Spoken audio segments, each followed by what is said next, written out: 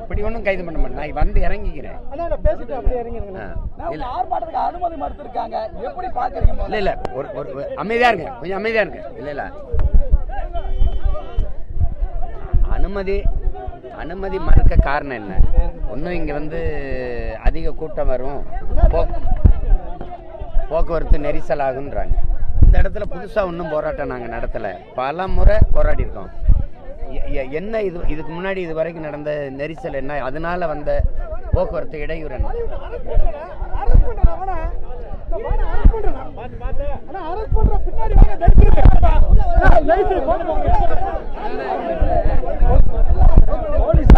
நீங்க மட்டும் மேல கை